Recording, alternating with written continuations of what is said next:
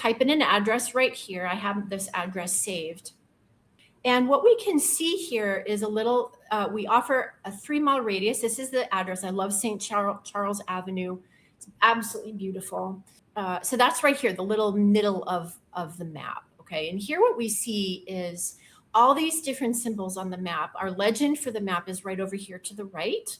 Air quality is sort of these represented by these little wiggles in the map, and you can click on that and it tells you what's here. So this is tracking carbon monoxide, nitrogen dioxide, PM10, which is particulate matter. They're kind of coarse particulate matter, fine particulates, PM 2.5, and sulfur dioxide. So a lot of, these are called the criteria air toxins that you might find in IQ Air or AQI. And it just tells you that there's a lot of activity in the air. You might also see these brown symbols here. These are brownfields, and you can see this is a neighborhood that's riddled with them. We have a 3-mile radius. So we've got 6-mile diameter here, okay, in this area, which might go into some other towns. And really this demonstrates there's been an immense amount of former activities in the land that have caused, that have left an imprint on the soil. So people who were kind of living, in this neighborhood, I'm going to turn off air just for a second to show us what, like if you're living right here or you're visiting a place nearby, that there's a risk of an exposure at that site, okay? And I need to mention also for the brownfields, we have issues with the data that we have are not perfect, okay, first and foremost. It is incomplete data.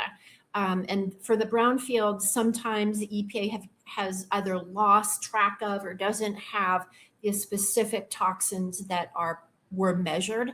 But we feel it's important to put it out there anyway. So this is an example of that.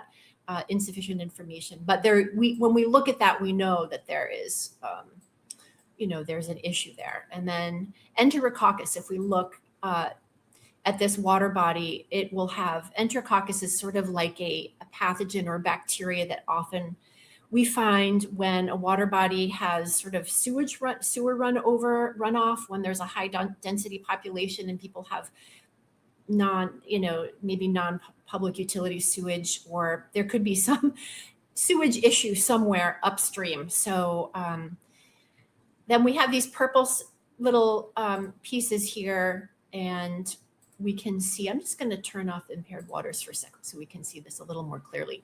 So this is a hazardous site, and which means it's a site that is somehow storing toxic material, toxic waste. And so we can see the full list of what they are. What's here, you can also come over here and look at this list over here. The list is presented here. And I love that, by the way, just looking at the website, it's so well done. I love on the left side, it says overall toxin intensity, air, water, land, high, low, moderate. You can pick and choose. I mean, this is really well done, because if you just want to focus on one thing or all of it, or go one by one, this is really helpful. I've never seen a resource like this, put it all together. I know you have so much more data you're going to be adding. Oh my God. I can't wait to see you in a year. I know. Even for a year, I knew you a year ago, and it has evolved so much. Drastically. Yeah. It's like we put everything, we kind of think of this as like a cockpit, you are an environmental health pilot, and you're going through the world, and you've got all the information you need right here to make decisions.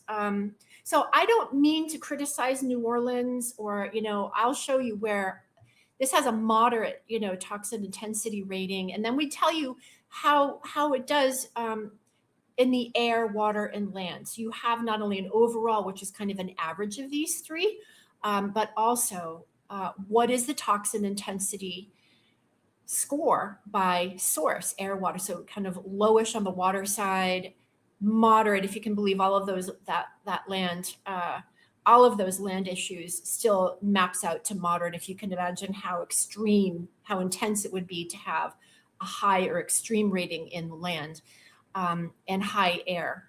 So I'm just going to show this little red sort of polka dot section represents the drinking water. This is an example where we're a little bit different than EWG. So this particular utility had a violation, and it was total haliostatic acids. And that generally comes from water treatment. It's sort of a residual chemical. It's chlorine. It's what happens when chlorine interacts with organic matter.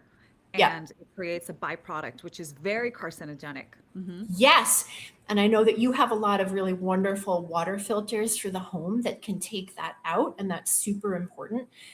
Sometimes people feel overwhelmed by this information, but and I know you share this view, we actually believe we are empowering because there are practical solutions to any neighborhood, to what's present in any neighborhood.